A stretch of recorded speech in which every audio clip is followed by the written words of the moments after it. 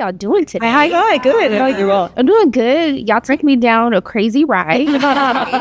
But I think one of the things that it really stuck with me after watching it was, I think we always want to find a villain or someone that we want to blame. Like, we will want to make like your character the villain. But I think the bigger thing for me is really how communities become complicit in harm to like kids, harm to others. So I wanted you to talk about the importance of really having something where you see that the community is just as complicit as their leader. Absolutely. Thanks for saying that. I think I mean, I feel like I've been saying this a lot, but the cults are a really useful metaphor for all of the systems that we participate in that require us to turn a blind eye to all kinds of suffering and to suppress our critical thinking. And I think Alex, my character, with like the sort of seduction for him of the police, of masculinity, of heteronormativity, like these are all things that are corrosive ultimately. And so, yeah, that hopefully that exploration was clear. I know. It was. Thank you. I think it's interesting because when you see leaders like this, you know, you say like they're a bad person, but they also have to be very magnetic people. They have to be people that make people want to believe. Yeah, you've got to trust them. Yeah. There's a certain amount of charisma and knowledge, and there is something very real in what she's doing. She is altruistic. She wants to help. She wants to heal. She wants to allow people to grow, but she's also a complete control freak and a total manipulator, and they have to grow the way she wants them to grow. So it's a very imbalanced context. It was crazy because I felt like she used empathy as very transactionally. Absolutely, to get her own sense of recognition. I was like, "Ooh, that's a bad person right there." Exactly is.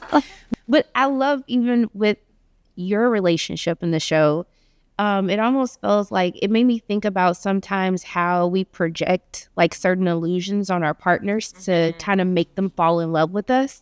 Like, you're falling in love with like this ideal version of that person. So I wanted you to talk about like playing a character that comes off like very loving, very caring, but it almost feels like her ideology outweighs her love for her partner. Mm-hmm. Yeah, I think that was one of the draws, was, you know, playing this woman who appears to be something on the surface, but underneath ends up being somebody completely different. And I really think that Laura is really trying to, as she processes her own experiences, hold Alyn accountable.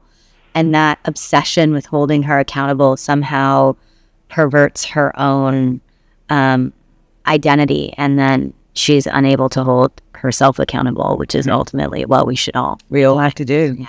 They're definitely both wearing masks when we meet them, and are so desperate to be loved by each other and terrified of being seen. And then I think even once those masks fall and we see the darkness in both of them, I think they still love each other, and there's like a Sid and Nancy quality almost at the end, which I like. And the power dynamics keep shifting between the two of them, and they keep, you know, performing for each other and then wanting things from each other. And that was also really fun to play around with. Yeah. I was watching it, I was like, how long y'all been together? I was like, y'all sure y'all supposed to be together? Like, we having babies. We done had these conversations.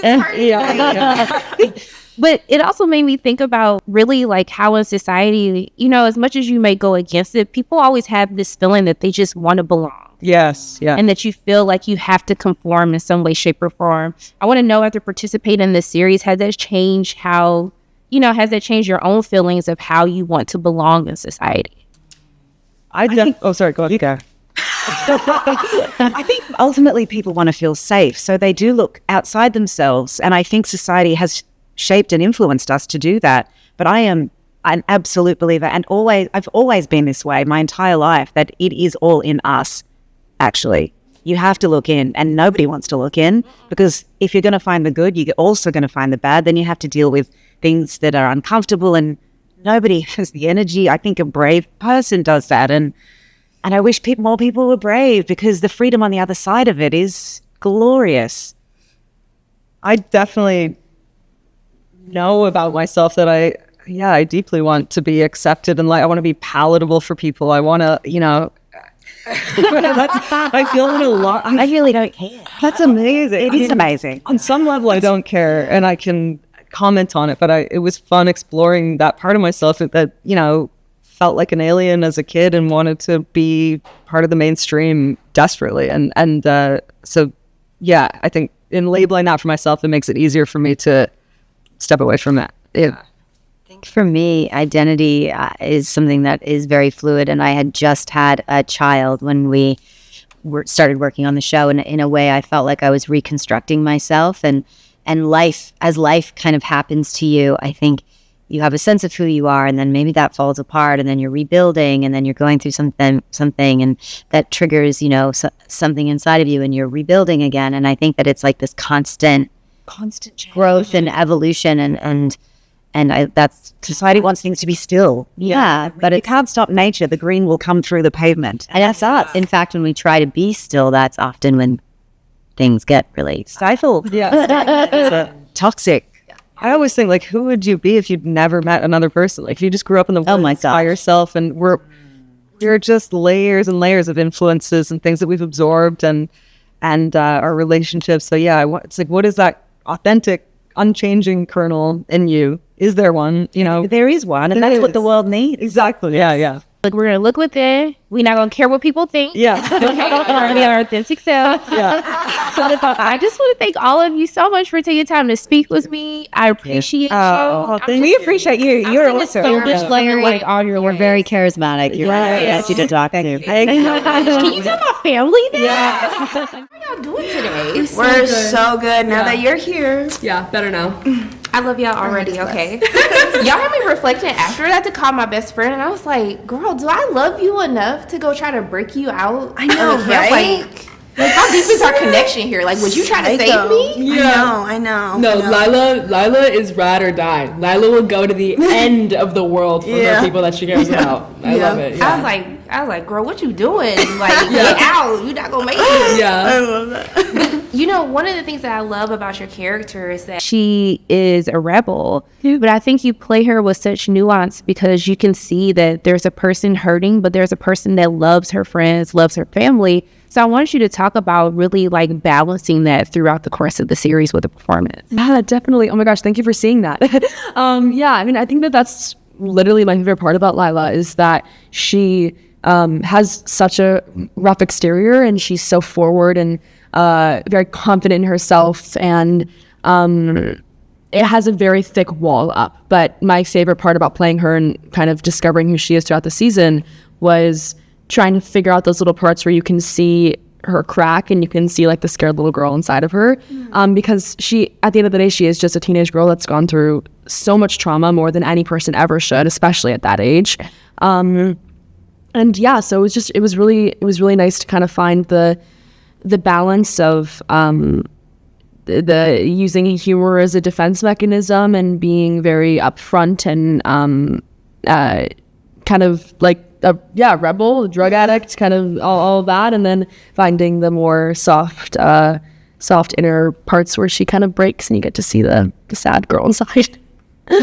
So sad. With your character, I love that it's almost like her loyalty to her friends is like the strength, but I feel like a lot of people use that as a weakness throughout the course of the show. That's interesting to see. I want you to talk about like playing someone who is often underestimated, but someone who's also like finding her own agency throughout the course. Right. I mean, I think she still has the like fieriness and passion that Lila has.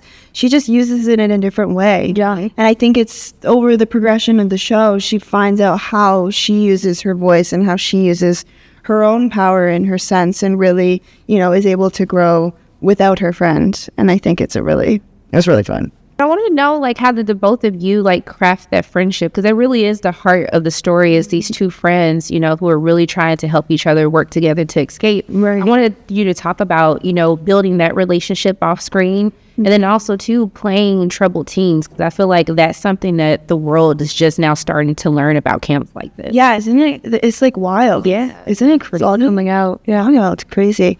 We had a really hard time.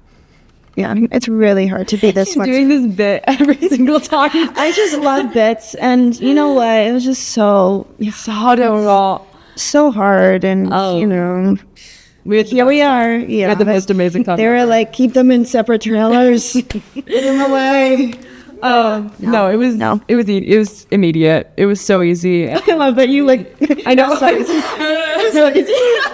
We had the best time ever, and We really did. It was so easy. It was like the easiest part of the show. Like we had so much to dive into and so much darkness to explore. But then when we got to just be silly together and just like improvise and have so much fun together, that was really just the easiest and came so easily. The fact that we would hang out after 14 hours of shooting and like go and play mermaids in the pool. Yeah. Like I think that's a testament to like how well we got along. Yeah. I think it's safe to say that you guys passed the vibe check. Thank you so much. But we'll keep this last question light. I found it so hilarious about the oatmeal packet deal. Yes. Like, so I have to ask you, like, what would be your thing? Like, if you guys were to connect and someone had to bribe you with something, what would that item be? Potatoes. Potatoes? Like a specific type? Oh, listen, I love potatoes. They're Potato so chips, versatile. Mashed potatoes? Every potato, and they're so versatile. I want to be a potato and just be mashed, fried, chipped. Yeah. I love potatoes. This is random, and this was definitely not be in Tall Pines. They would not have these available. But in real life, it was just anything I could possibly pick. It would be Gayuaki yerba mate. It's What's that? I know. So I don't know if I'm pronouncing the name of the brand right, but it's tea, and it's the Blue Foria flavor. It's my favorite drink of all time. Blue I don't know why you just flavor. It's yerba mate. It's so yummy. It's like my favorite drink of all time. So if anybody brought me a pack of that, I would basically do anything. You gotta post that. You gotta put us on. You can't get No, I know.